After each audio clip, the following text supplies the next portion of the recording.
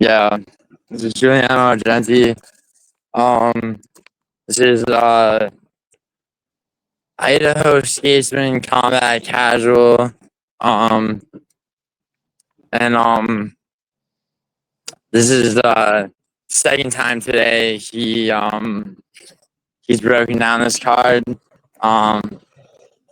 I have never done. So basically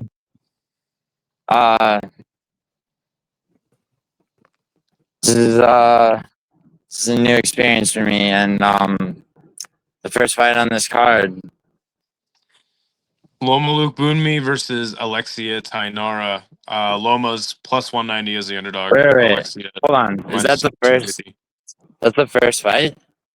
That's what it says in Tapology. No, it's about. Dude, go to Wikipedia. Just apologies.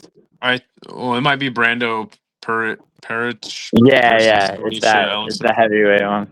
Yeah, so Brando is well, both of them have under 10 fights on their record. No UFC experience. Yeah. Isn't it 5-1 and 4-1? Yes, Brando's 4-1. He's minus 185 as the favorite. A man named Alicia is plus 150 as the dog. He's slightly younger, but he is from Enumclaw, Washington, which is where Chase Hooper is from. Fighters from Washington aren't very good. But either way, like, they've both only lost one fight, and it's been via finish. And neither of them have fought in a reputable promotion. It's been via finish by, I believe, both by rear naked choke, right? Yeah, submission. Yeah. Now, this is like kind of a shot in the dark. Like, given, you got two lumbering fucking heavyweights, right? The only reason I'm leaning Brando is because he also has finishes by rear naked choke, and as well as he has grappling finishes. So he trains at a city kickboxing. Yeah, and I mean, dude, the thing about that is like, I mean, like, how many, dude, does Justin Tafa have any subs on his record? So, like, wins? Don't believe so. Maybe early on. But basically, I mean, I don't know. Something about the fact that this dude can grapple. Did he fight? He fought. I thought he fought. Neither one of them fought for Hex, right? Brando fought for Hex. Okay. And it was didn't he fight for a champ? He fought for a championship. That was the fight he lost, right? Yep, the Hex Fight Series 30 championship. That was the only fight in Hex, and he had lost. But he was fighting for a belt, so sure. Also, like, my line of thinking here is, like, first of all, Alicia trains in Enumclaw. Not great. Not a great regional scene. His nickname is Snack Panther, and his first name is Alicia as a man. I can't pick this guy. Yeah, I agree. I mean, there was the only other man I've ever heard of named Alicia was an actor called Alicia Cook Jr., and he was this frail, like, kind of like waifish looking actor from the 50s.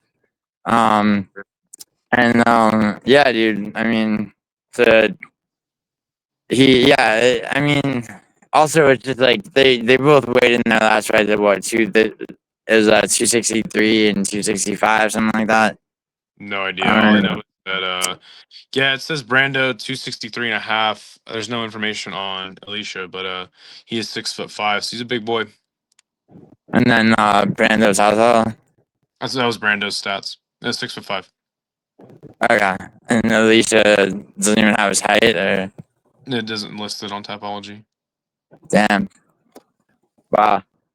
I mean, I'm gonna assume that he's gonna lose. Yeah. Not knowing either about both men.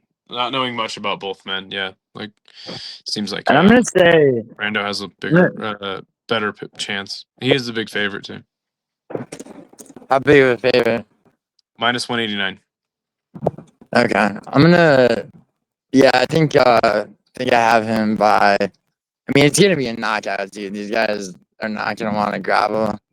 Sure. I mean, unless one of them thinks that that's the move, and if so, it'll probably be Brando. Inside the distance for sure.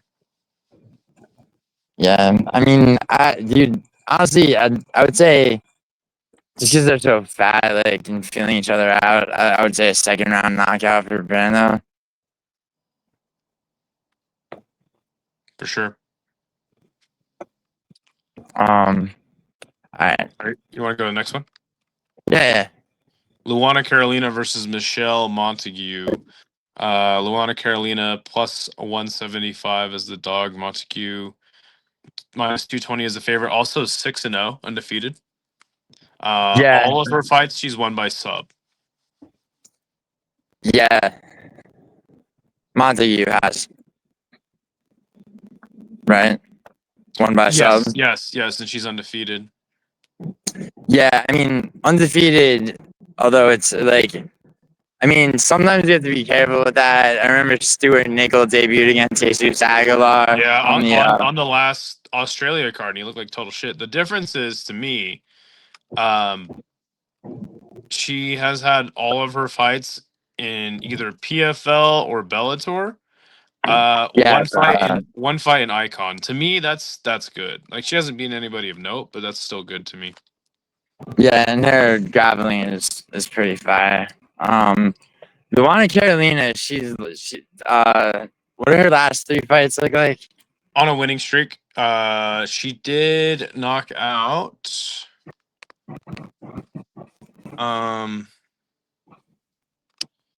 Stoliarenko via crucifix at the very last seconds of the 3rd round of their fight, which is I think Stoliarenko is a very strong grappler, but that's about all she has going for her. Lucy Pudilova and Petrović, she beat via decision.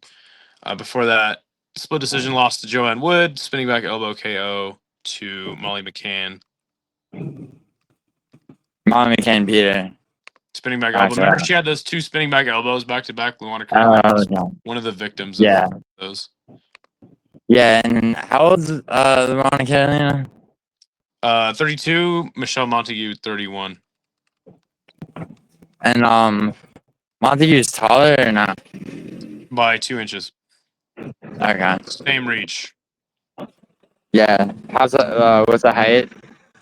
5'9" and 5'7". 5'9" for Michelle Montague, 5'7" for Luana. Interestingly enough, it says last weight for Michelle was 145. This is taking place at bantamweight though, and Luana Carolina was a flyweight coming up. Interesting. So not a lot of competition for Michelle at 145, if that's really what she fought. Yeah, UFC used to have a featherweight division for women. They got rid of that shit. So yeah, I mean, Luana Carolina coming up. Yeah, I mean, she's fucked. I think she just gets overpowered. Probably subs. Yeah, I definitely have Montague to win. Yeah, I don't know about a sub actually. Probably a decision. I'm not sure. I wouldn't be surprised by a sub. I think Michelle probably needs one just to make a splash, but I'm not gonna bank on it. I picked her by decision. I mean, she wins her first fight in the octagon. She's good. Sure. I mean, yeah. But yeah, decision probably maybe like a 30-27 where Luana's just fucking stopping submission the whole time. Yeah, one of those. You want to break down the Loma fight or? Yeah. What's the next fight? Well, Loma Lookboonmee versus Alexia Thainara is first on the Topology page, so I feel like let's just get it done before we go too far up the card. Loma plus 190 is the dog, 29. Straw weight, 5'1", 61.5-inch reach. Thainara minus 250 as the favorite, 27. 5'4", 67-inch reach. Yeah, Thainara is gonna win, bro. Yeah, And I mean, I dude, really, Loma. Sorry, go ahead. I really like Loma Lookboonmee. I do too. It's just that she barely beat Diana Belvita, and it was. I think that was a split decision win. In her last fight. Do you remember that fight? She never fought Diana Belvita. Wait, what was her? She fought. Who did she fight in her last fight? Estela Nunes, unanimous decision. She's never had a split decision win. No. Oh, she won a split decision in her debut Against. some bitch. I don't know this bitch. Alexandra Albu. The fuck is that? Yeah, nobody. Fuck it. I could have sworn she fought Diana. No, I'm thinking of somebody else. Regardless. Yeah, dude, like Thainara is very powerful. She's What was good, that? man. What was that debut? She sub. Wait, yeah. Remind me of her debut. Her last fight. Since she debuted in the UFC. I think you're right about that. I think it was her debut. Yeah. Yeah, she got in on the Contender Series, and she choked Molly McCann out in the first round for her debut. Yeah, And that was the last fight Molly one. McCann ever had in the UFC as well. Now she's boxing. Wait, But yeah, man. Look, that was- I really like Loma Lookboonmee. Obviously she's Thai, so she's got Yeah. that Thai boxing style. Lookboonmee, I believe, is a gym in Thailand. So like I don't even know if that's really her last name. I don't know if like the Thai we pay you or you pay us part of your salary to train at our gym and use the Lookboonmee name. I think that might actually apply to her. But regardless, not only is she a good striker, a great striker, but she actually works on her grappling, and it shows a lot to me. The problem is I just think Thainara is just way too good, and she has very good striking as well.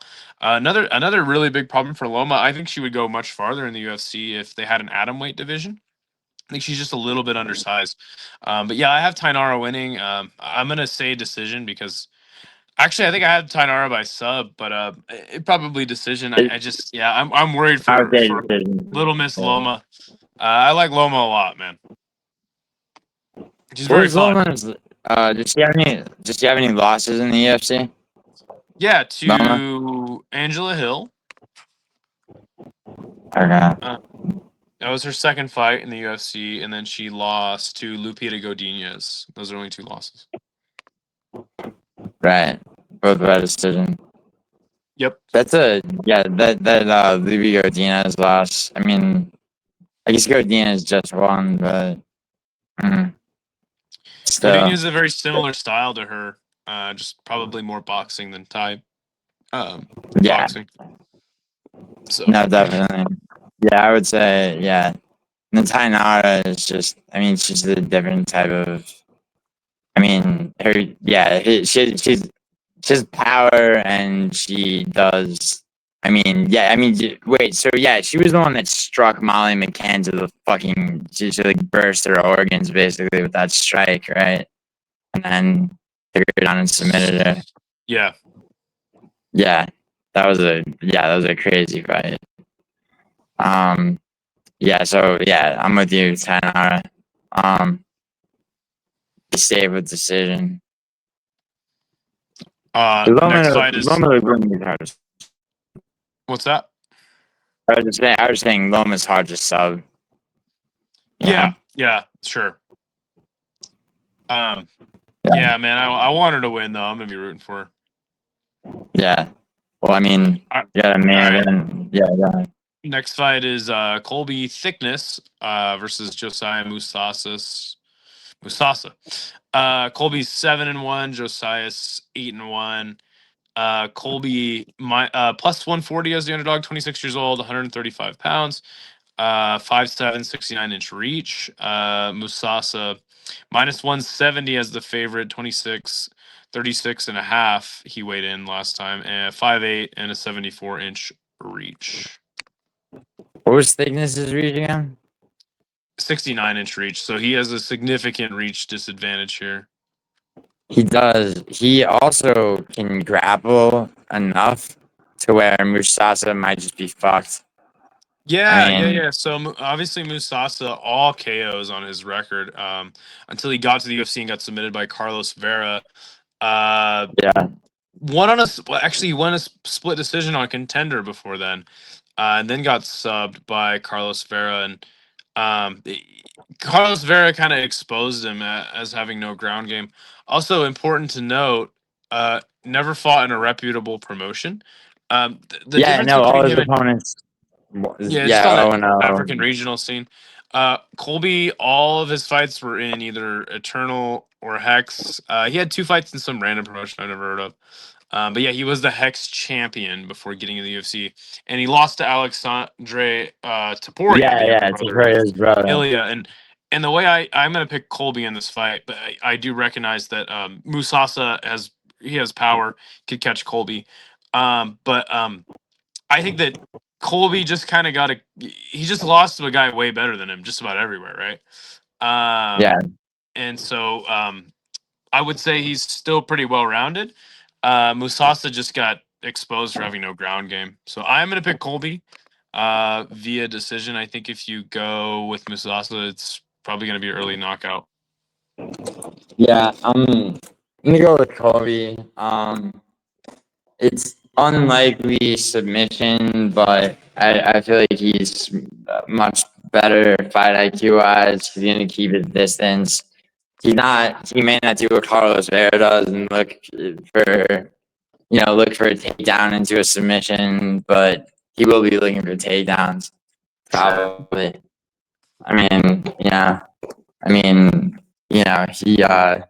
He's got a 35 contract. He's got, and he's 0-1 on that. Same with Musasa, but Musasa seems to just be headhunting against Vera. So yeah, man. Dude, Musasa being the favorite. Do you remember how much of a crazy favorite he was against Vera? No. No, you don't. Vera was like a plus 400, I remember.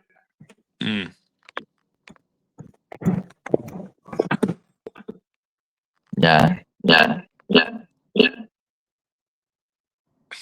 All right, it's just me now. Sorry.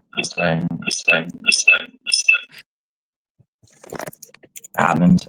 You can edit that part out. Or not. Sure.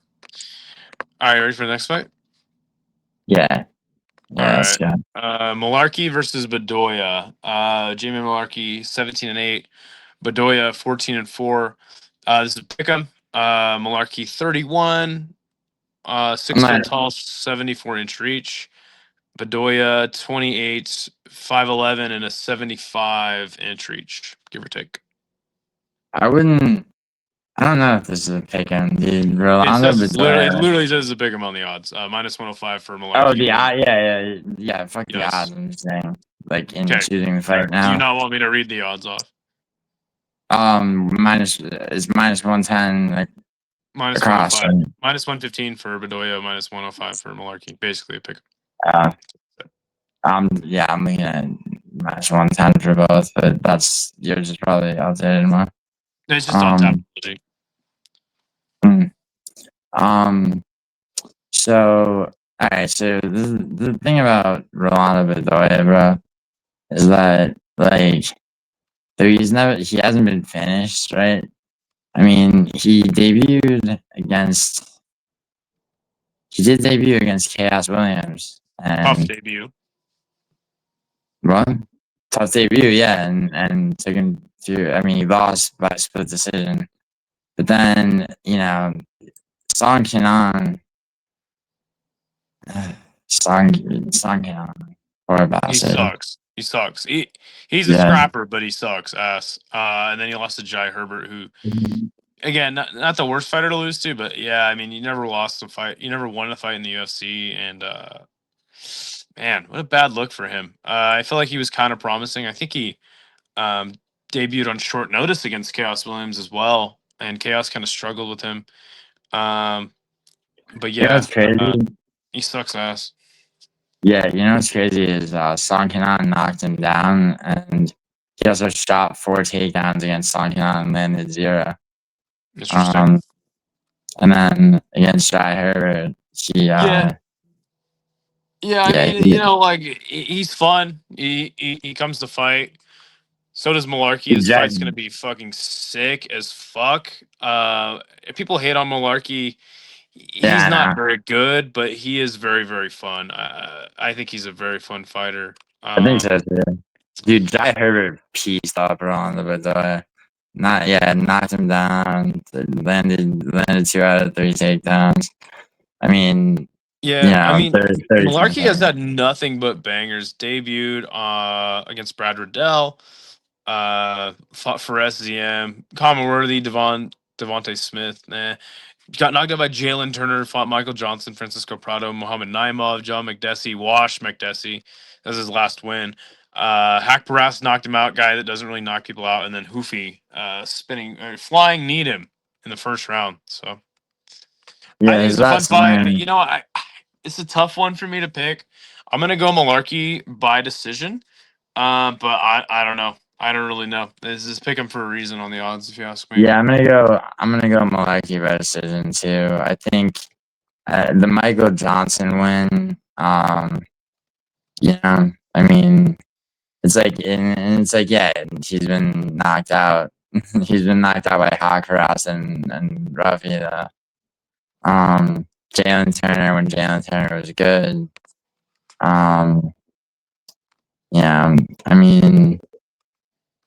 Yeah, I mean, he has knockout power. I mean, it's just like it has been a year, almost a year and a half since Mhm. Milwaukee fought, but at the same time, he's got they're the same, basically the same height and reach. Um, neither one of them's fought since last year. Mm. I just don't see like,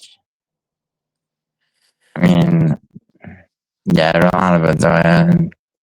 Rolando Bedoya also is not. He's never. Yeah, he can't. I mean, when he shoots takedowns, he's complete. Yeah, he's completely ill at ease. You know. Sure. Yeah. Hey, there's a Um, lot of fights in this card, and it's getting pretty late for me. I gotta work tomorrow. yeah. Next fight. Let's go. Jonathan Micallef, 8-1. Versus Oban Elliott, 12-3. Micallef, 26, 170. 6 foot tall, 77-inch reach. Oban Elliott, 5 27, 6 foot inches. tall, and 72-inch reach. I think, dude. I mean, you saw what happened in Oban Elliott's last fight. Yeah, I he got honestly, cooked. I would chalk that up to him just being completely unprepared to that opponent. Well, I He think you got to didn't. give credit to Suk Young Ko. I mean, the Oh, guy's I do. I obviously do. fantastic. I think he just met his maker. You know what I'm saying? He got beat everywhere by that guy. But again, It was mostly in the takedowns. Yeah, I don't think that Sung Hyuk. I thought he beat him on the feet too. Like clearly. Mhm. Yeah. But Jonathan Micallef, I think he made a really good splash by beating Kevin Jousset in his last fight. I think that fight irritated me a lot because Kevin Jusay was just Kevin Jusay was literally just letting himself be kicked to the body and letting Micallef just control distance and I mean Jusay even still got a round off of him. But yeah, I mean and yeah, I mean it was I mean that it was a good debut by Micallef, but I don't think he's. I mean, I think he's ready for Oban, Elliott. Yeah, Oban's really good, man. I like a lot of the things he does. He's very marketable as well. I'm not gonna knock him for how he lost his last fight. I think he definitely wins this fight. He's got some power. Micallef does have good kicks, but yeah, man, I think Oban has good grappling as well. I think he just got absolutely cooked by Sung Kyung Ko in his last fight. So yeah, pretty good he's bounce on back. an upward trajectory. I don't know if he'll get a knockout though. Like I have him by decision as well. Yeah, I do too. I mean, it's just, I mean, the Basil Hafez knockout was interesting, but I mean, even still, yeah. Basil Hafez was off the juice at that point and had a couple wars. Yeah, no, definitely. Yeah, so I got Oban Elliott by decision. Sure. Yeah. Next fight is Andre Petroski versus Cam Rowston. Petroski is 34, 6 foot tall, 73-inch reach. He's minus 145 is the favorite. Cam. Plus 120. 12-3 is his record. 185, 6'3", and a 75-inch reach. So reach and height advantage go to Cam. 76, not or 78. It says 75 right here on my Tapology. Interesting. So I'm just reading what Tapology says, man. Yeah, Tapology is probably right. I'm literally just looking at ESPN, so Tapology is probably right. But somewhere in there. Yeah. So this is the thing. Like, I know we're gonna disagree about this fight.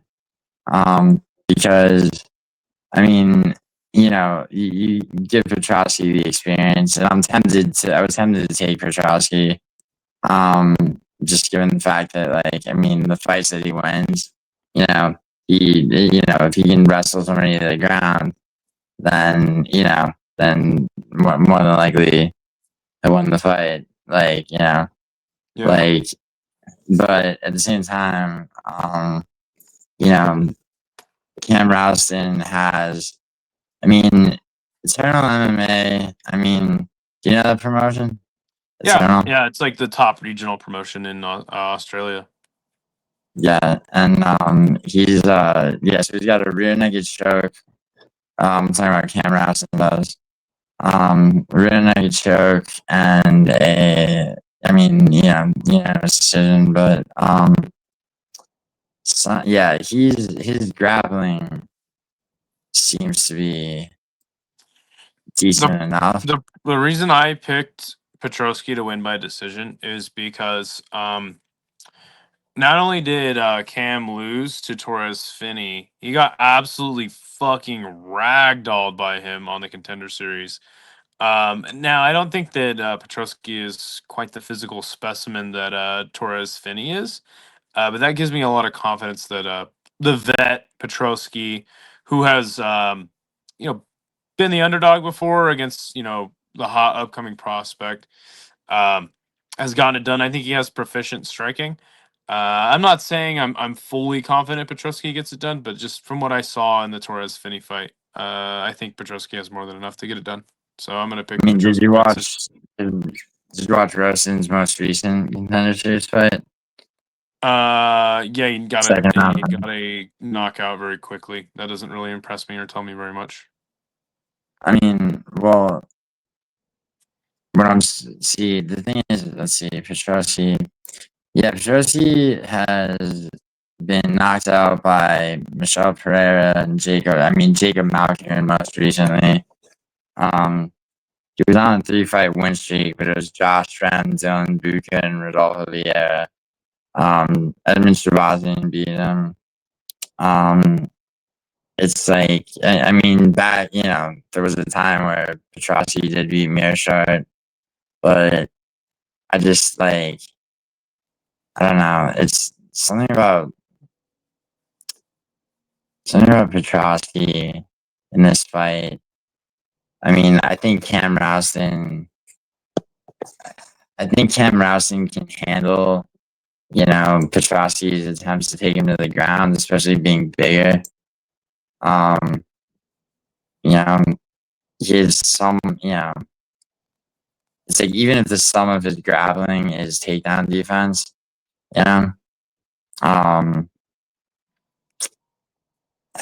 I have to go. Yeah, I have to go with Cam Rowston.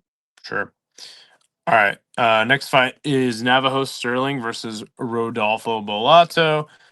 Stirling 7-0, 27 years old, 6'4", 79-inch reach. Bellato 12-2-1, 29 years old, 6'3", 77.5-inch reach.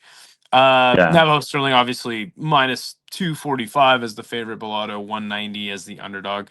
So Navajo Stirling has just been largely unimpressive to me. Has the personality of a wet blanket. But I was struggling to think like, okay, what is good about him? Well, he fights very measured and patient. He's got that city kickboxing style. Other than that, I don't see much that's like, oh wow, like this guy's the next guy, next prospect. Bellato, on the other hand, while he's basically been publicly shamed in his last two fights, especially with that upkick, Emmy award-winning performance, acting like the upkick hurt him. Besides that, though, man, like Bellato he's not a bad fighter. He's fast. He's got some good striking, decent on the ground. But regardless, like I have Navajo Stirling to win another very boring decision. But I really would love to see Navajo Stirling get a knockout just so we can justify why this guy is even hyped up in the first place, other than him being undefeated. Well, I mean, he was supposed to be one of those guys off the Contender Series that was going to go in and knock everybody out. And it's like, though he has won his fights, right? Like, he's hugged his way to decisions for sure. And stay on the outside, jab, low kick. Yeah, and also a lot of clinching, especially against Arizona, his last fight. I mean, 29-28, I believe, in both. Now, yeah, it would be, I mean, it's like, do you think Rodolfo Bellato, I'm going to have to take Stirling. And I think I'm taking Stirling by decision, to be honest. I would love to see Stirling get a knockout. But man, I'm just not confident in this. I don't have any hope for this guy to be anything significant in the UFC. And Rodolfo Bellato, again, he's a decent fighter. I wouldn't say he's totally a bum. No, not totally. But he's kind of trash. I don't think so. I don't think he's really that bad. But yeah, he's certainly not like. That's the thing though, is like this taking place at light heavyweight. There's a very thin line between good and bad light heavyweights, right? And then the top of the division's heavy. Think about how many fighters. Rest of the fighters below, outside the top 15, are like interchangeable. Think about how many fighters have like been through the ringer and then come back, but they're only like 31, like Loma, Jimmy Crute, which, by the way, yeah, a lot of that was kind of a bullshit draw. Bellato versus Crute, but regardless, yeah, I would say his only win being Ihor Peteria. Although that's one finish more than Navajo Stirling in the UFC. I don't know. Like, Navajo Stirling's gonna have to not fight cautiously, and because Bellato does come with the pressure. Yeah, no, for sure. I think he still got. I think he still got it. Again, something that bothers me is when people see a quick finish, or like for instance, I knew Raul Rosas Jr. was not going to be much in the UFC, especially so early, because he's such a young fighter, and he doesn't fight with poise or patience or polish, right? I think he's got time, but yeah.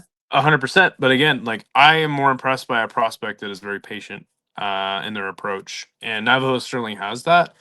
But again, at this weight class and him being hyped up so much, I need to see him go. I talk about fighters sometimes not having killer instinct, and I just feel like maybe that's something Navajo Stirling is struggling with currently, and it's something that I've seen change. Do you think that he's like he'll wind up being like a Lerone Murphy, a guy who knows how to win fights, or Possibly? do you think that? Yeah, I mean, it's possible. I mean, that's how like Rakic would fight at Yeah, the but same again, division. you can climb up the rankings pretty quick at light heavyweight. I think Lerone Murphy's a different case altogether because he's fighting at featherweight, much more No, competitive. yeah, So yeah. no, 100%. Um. All right. So, Tom, go ahead. yeah, Tom Nolan versus Charlie Campbell. Yeah. Tom Nolan 9-1, Charlie Campbell 9-2. Tom Nolan is 25, 6'3", 73-inch reach. Campbell 30, 155, 6 foot tall, 72.5-inch reach. Tom Nolan minus 160 as the favorite. Campbell plus 130. Campbell lost his Contender Series fight to Chris Duncan. I feel like Tom Nolan, Charlie Campbell, and Chris Duncan are all three interchangeable lightweights. They all have a very similar build and style. I think Chris Duncan's a way better grappler than either of them. I think that Tom Nolan is a very fun fighter. I like his style a lot, and so is Charlie Campbell. Tom Nolan's a little bit younger. I think they have a very similar skill set. I'm gonna go Tom Nolan in this fight to win via decision, but I think it's closer than the odds are making. I think Charlie Campbell has a chance to win. I agree. I'm gonna take Nolan now. Like, dude, a lot of fighters, even coming off the Contender Series, they lose their first UFC fight by finish. Like Nicholas Mota knocking out Nolan, right? But Nicholas Mota is a fucking beast, though. Dude, that last fight was insane. With Sadikov. Yeah, Sadikov. In Azerbaijan. Yeah, that was a great card. Despite Curtis Blades. But dude, yeah, so honestly, do they both have Alex Reyes in common? Yeah, Charlie Campbell knocked Alex Reyes out, and Tom Nolan took him to a decision. Yeah, and that was, I mean, was that those back to back for Alex Reyes, right? I have no idea. Mm. Don't care. I don't even know who that is. That's Dominic Reyes' brother. Oh, geez, that's embarrassing. Nah, you're fine. No, I was saying like, for him.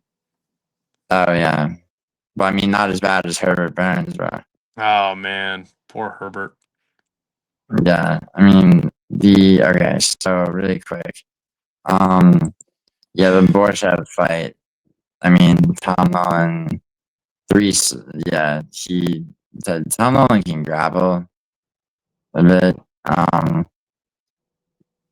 and I mean, when I say a bit, I mean he's yeah, he's not Team Compton Training Center, which is not it's not City Kickboxing. Like his Tom Nolan's grappling is definitely, it's going to be superior to Charlie Campbell's, I think. Which means, I mean, like, I don't think this is going to be entirely on the feet.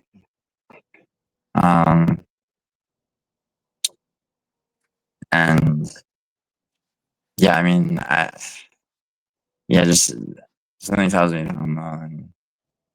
Tom Nolan can, striking the takedowns. I mean, they're both super tall. Yeah, sure.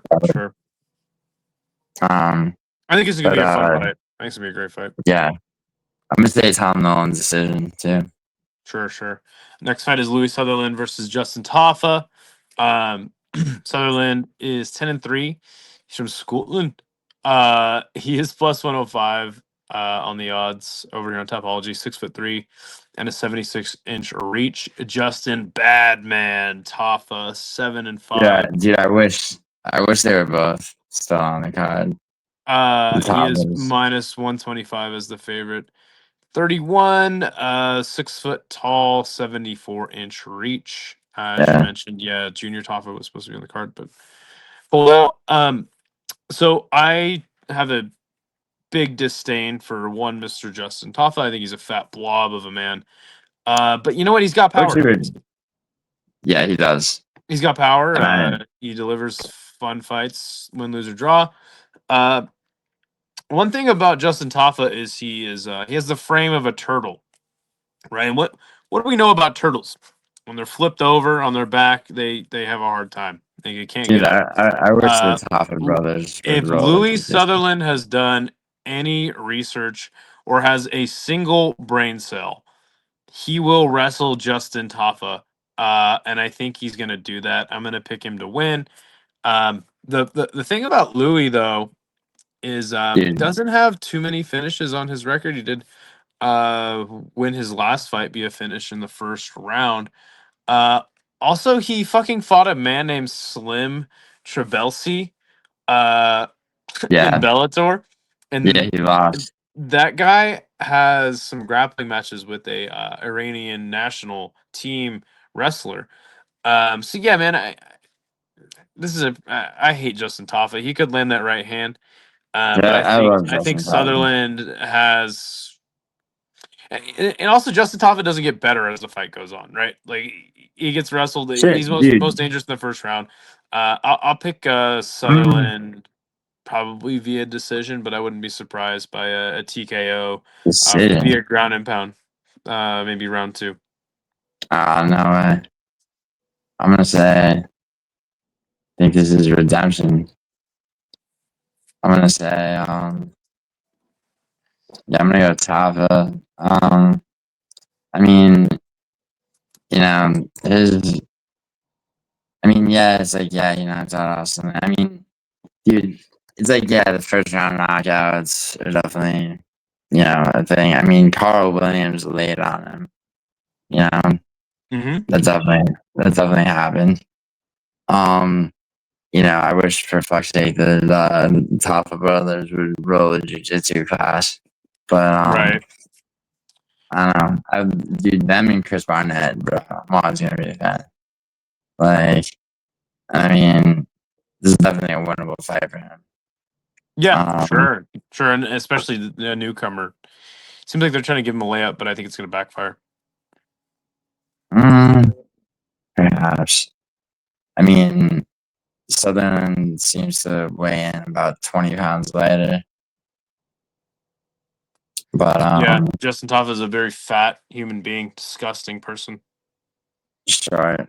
Well, hey, Azamat Mirzakhanov is light heavyweight, bro. 5'10". He's not fat though. Sturdier. Sure. But I'm taking Tafa. A knockout. First round? Yeah, probably. Cool. Yeah. Next fight is super interesting. Matthews versus Magny. The Celtic kid minus 500 is the favorite. 22-7.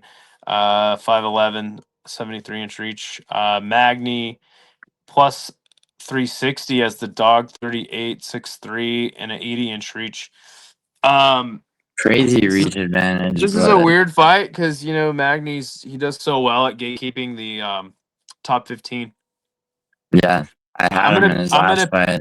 I'm gonna pick Matthews here to win via decision. Yeah. But man, I am not gonna count Magny out completely. I think that he's taken some damage to Prates and Morales. I don't think Matthews is as explosive as that. But the weird thing about Matthews is like he's so inconsistent. You don't know which version of him is going to show up. Sometimes he comes up, or he shows up and he looks like that dude.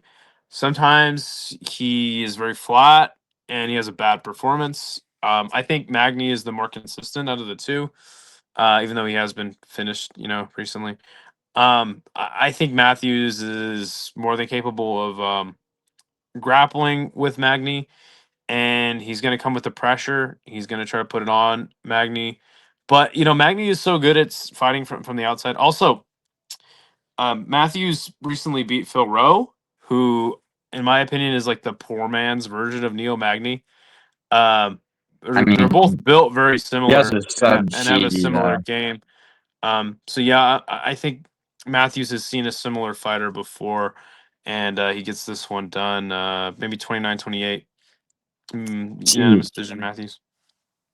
Yeah, I mean, I think so too. I mean, people forget how long Matthews has been in the UFC. I mean, yeah, I know. Well, that's the thing is he was a super young cat coming up in the UFC, and I think that added to his inconsistency. But now that he's 31 and he's still rather inconsistent, I don't have high hopes for him. But yeah, man. I don't know. I mean, so dude, Michael Morales couldn't finish him. Who, Magny? Yeah, they're Matthews. Magny got finished in one round by Morales. And the Francisco Prado fight kind of irritated me because, like Prado had a definite round off of him. Which was, well, actually, I mean, not according to the judges, but I mean, to take down and stuff sounds. But I think the Chidi sub recently. I mean, that's not. I mean, dude, Chidi and Jaquani, like. I mean, yes, that's kickboxer versus. She's like, I wouldn't even call Matthews a total grappler stylistically. He's very well rounded. Yeah, he is. But the fact that he was able to sub Chidi that fast. Yeah, it doesn't surprise me. Chidi sucks. I mean, he's coming off that. Chidi's kind of a bitch, dude. I remember watching him fight kickboxing. He is kind of a bitch. He did this. He is kind of he did like the worst thing you can do in a kickboxing match when you know you're losing and you start turning your back to your opponent up against the ropes. So he stalled the fight out against Simon Marcus, and he did it multiple times in other kickboxing matches. And this shit pissed me off, dude. I can't fucking stand. I think Chidi is a glass cannon. When he faces adversity, he has a hard time bouncing back from it. So yeah. Yeah, I mean, still an impressive sub. Sure. I think didn't he sleep him? It was what? It was a fucking. Did he tap or did he get slapped? I don't remember. I feel like he got slapped. I think it was a tap because was he on top of him? Oh, I can't remember. Didn't he take the back and then it was a rear naked choke? Okay. Yeah. All right. So Matthews probably I'm gonna have to say by decision. Yeah. Next fight is Jack Jenkins versus Ramon Taveras. Jack Jenkins minus 300 as the favorite. 31, 5'7", and a 68-inch reach. Taveras 10-3. Plus 240 as the dog. 136. 31 years old. 5'8", and a 70-inch reach. Jack Jenkins is much more well-rounded. Taveras is mostly a kickboxer to me. I think that Taveras has a chance to win this fight. I just think that because of the amount of pressure that Jack Jenkins puts on guys, and he fights at a really high pace. I'm gonna pick him to win via decision. I don't. Ramon Taveras is a weird one. He's had some really close fights, and he has some clear deficiencies in his game. So does Jack. I don't think he's really much, especially at 31 now here at featherweight. But yeah, I'm gonna pick him to win this fight for sure. Yeah, I mean, let me see. Yeah, Jamal. Jamal Emmers might be. That might be his best win. But Ramon Taveras is just like. Honestly, he's just fucking shit, bro. Like, I I thought he won a robbery against Sirhay City in his debut. A lot of people did. Yeah, and then Davy Grant just Davy Grant outclassed him. destroyed him, and that's where you kind of saw. Like, I think Davy Grant's a much better striker than Jack Jenkins. But that's where you kind of saw, like, you just put the pace on Ramon Taveras, and he doesn't fight well off the cage or off the back foot. Yeah, and if you take him down, he's fucked. Which Jenkins has the ability to do for sure. Sure. Yeah, I think I'll lock Jenkins. Sure. Next fight is Jimmy Crute versus Ivan. Oh, do you have him by decision? Jenkins, yeah. Oh, okay. Jimmy Crute versus Ivan Erslan. This is a co-main event. Dude, Crute. is this the co-main? Yeah, it is. Oh yeah, because they got rid of Jim. Yeah. 13-4-2 is Jimmy Crute's record. Ivan Erslan 14-5. Minus 185 as the favorite for Crute. 29 years old, 6'2", and a 74-inch reach. Ivan plus 150 as the underdog. He is 33, 6'2", and a 72.5-inch reach. Jimmy Crute obviously debuted young, had some decent fights, but hit a bad rough patch, man. He was just looking like a bitch.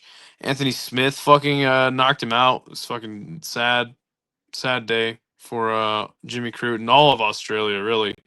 But Crute recently bounced back with a knockout win.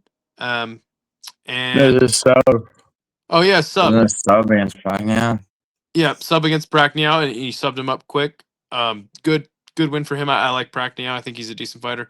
Ivan Erslan is best known for going split decision loss to Ion Cutelaba. I believe on short notice as well. It was a weird ass fight, but it was fun. I think Ivan Erslan's fun. I think Crute's gonna probably get this one done. I haven't by decision, but Nah, I dude, was like, man, I have too many subs. decisions picked on. What's that? I'm sorry. Go ahead. I was gonna say Jimmy Crute subs Erslan round one. Yeah, I don't know, man. I don't have a lot of confidence in Jimmy Crute, so I'm gonna go the safe route, picking my decision. But yeah, definitely have Crute winning. I think Erslan's basically just a boxer, bro. Who can clinch. I don't know what he's gonna do, and Crute gets him on the ground.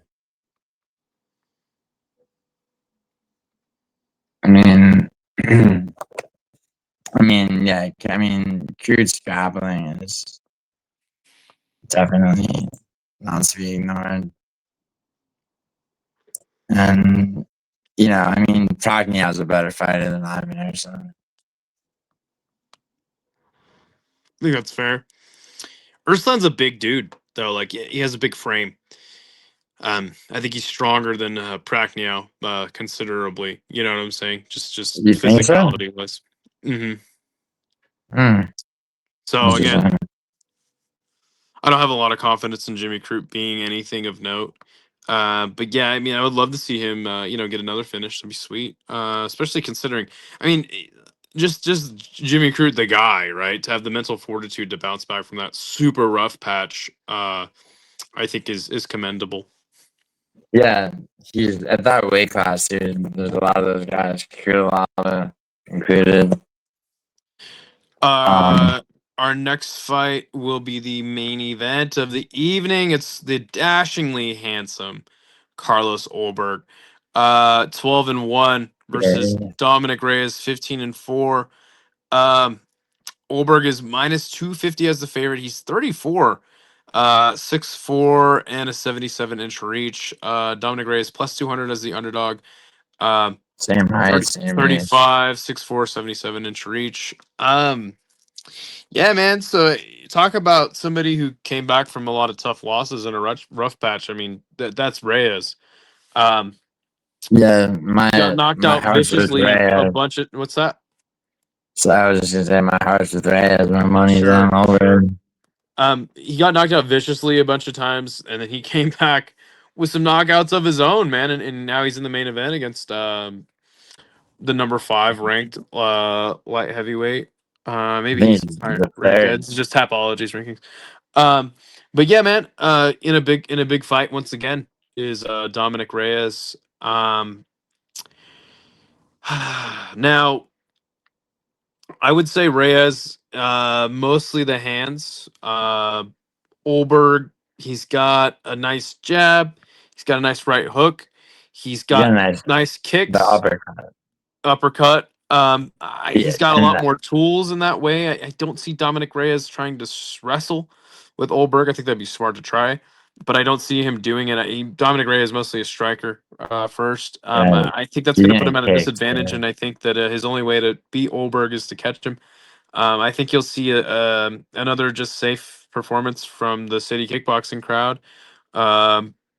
Is a I don't know five about rounder, which that. is it? What's that? I said I don't know about that because you say a safe performance, but Yeah, like I I mean the think way Ulberg, Ulberg is just inherently safe, and I think he wins I think he decision. game plans very well, dude. The Mennefield fight, you know, Well, was I mean, come perfect. on, dude. Menefield just ran right at him. No, I Just know, but basically he planned on that. begged him to He knock him planned out. on it. Like, I But yeah, mean, I think Carlos Ulberg is mostly going to stay on the outside. Dominic Reyes is going to try to move forward and struggle to find Ulberg, who will remain elusive throughout the course of the fight. I think Reyes will win a round or two, but I think it'll be a unanimous decision win for Ulberg. oh, you really? Because I think this is what I think, dude. If you watch so Reyes came back against Dustin Jacoby, right? First round knockout. Anthony Smith, second round knockout, and Krylov, first round. The thing is, you look at the Anthony Smith fight, right? The first round against Anthony Smith, some of Smith's counter strikes had Reyes just wobbled a little bit. And what that tells me is that, and that's Anthony Smith, the twilight of his kind of shitty career. You know what I mean? Yeah, I Like, mean, the thing about Anthony Smith, and we've talked about this fight off camera. He's very dangerous in the first about 2 minutes of the round. Very, very, very dangerous, and he fights at a high pace. But Anthony Smith falls off a cliff quickly after the first. Um, yeah, yeah. I mean, look at what Zhang Yang did to him. Like, in his last, he's been finished in the first round. Like, plenty of time. My thing is that, dude, like, Dominic, as much as I would love Dominic Reyes to win this fight, I think his chin is still dusted and he's open to counter strikes, and those counter strikes from Ulberg are a lot more powerful than they are from Anthony Smith. I think if Ulberg's Yeah, because of the precision and accuracy in which Ulberg has with his striking. I mean, I don't also think just, Ulberg. I mean, dude, I don't think his Ulberg has like power. overwhelming power. Honestly, I disagree, man. I think Ulberg's power is definitely, I mean, you could say Alonzo Menefield's chinny, but I mean, I think that, I mean, and also, I mean, like, if Ulberg closes the distance, and I mean, Reyes does have a tendency to leave his chin up as he's pressuring forward with strikes, and he is very powerful. But I mean, I think Ulberg could finish him. I mean, I think that's what Ulberg. I mean, if you're Ulberg and you're at his camp and you're game planning for this, at any moment Dominic Reyes is gonna fucking be. It's Dominic Reyes coming at you, trying to kill you, you know? Like, so if you're Ulberg, like, you're gonna be looking to slip and look for that counter strike. My thing is that Ulberg has been unimpressive in his last 2 fights specifically.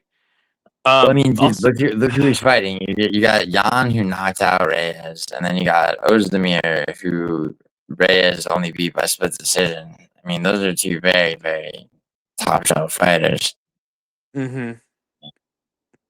I mean, regardless, I think he didn't really shine the way he should have. I would love to see him shine in this fight, and get a knockout. oh yeah, I'm gonna just stick with. And he probably gets another decision. I think that he's hit the top of the division, and that's the reason why he's seeing more decision wins as of late. well, I mean, yeah, Ozdemir though is a hard guy to finish, bro. Yeah, and Jan, like, I mean, dude, like, I mean, I thought the draw, the Ankalaev, Jan draw was some bullshit. Thought Ankalaev won, but I mean, dude, I also Well, thought, even Jan Blachowicz said he won. well, I thought Ankalaev won that, but I also thought No, Jan Jan Blachowicz won. said that Ankalaev won. Oh yeah, I'm To sorry. him in the cage. That's what I meant. Yeah, right. Mm-hmm. Yeah, I think that also Jan beat Pereira at that first light heavyweight fight. Yeah, I mean, Jan is, yeah, he's no joke. I mean, yeah, he did finish Reyes. He's really But, crafty. I don't think Reyes is. He's kind of just one track minded, and I don't know. Reyes? Mm-hmm. Yeah, I mean, you So know, so Ulberg slips and rips, knocks Reyes out. Is your prediction for this fight? What round? See. I think I was gonna say 3, but I feel like I don't. It's like hard to see going past the second for me. I mean, it's like I mean, I get what you're saying about, like, you know, you're looking at Reyes' last 2 fights, but it's like, you know, dominant. Those are both guys that you can kind of, you know, you can have that, like, sort of shot for shot on the feet type of exchange with. Whereas, like, Reyes just doesn't. He's not gonna let you do that. Because Reyes, I mean, you look at the Krylov fight, and Reyes was just going in on him. You know, almost like I'm gonna knock this guy out before he knocks me out. And kind of a, Yeah, I mean that fight didn't really tell us much, though. He got knocked out really quick. He kind of just ran right into that left hand, much like the Menefield fight with Ulberg. So it doesn't really tell me much.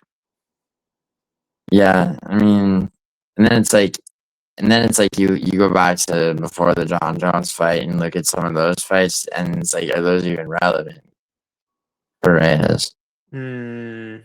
That's a good point. I don't know. I don't know how relevant they are. I mean, he was undefeated. You know. So, but Yeah.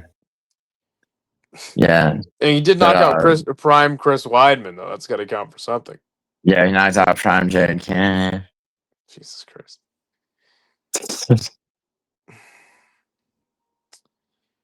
Well, cool. Yeah, no, I mean, you know, looking at this card, man, like, like breaking down all the fights, like, I have so many decisions. I hope the card delivers, and it's a fun card. There's a lot of fucking fights in this card. The card lost a lot of good fights as well. I don't have high hopes for it. I don't, and it has not good name value. The one thing it does have is a few competitive matchups that I think could be fun. Some lightweight fights, but I don't have high hopes for this card, man. I wanted Junior Tafa to knock out Evo Austin so bad. I know, buddy. I know. He wasn't gonna do it. He would have. Also, brothers suck ass. All right, man. Well, it's super late for me. It's about 11 o'clock, so I gotta get going. But Yeah, dude. man. I'll hop on and break down a card with you anytime, my friend. All right, bro. Take it All easy. right, later.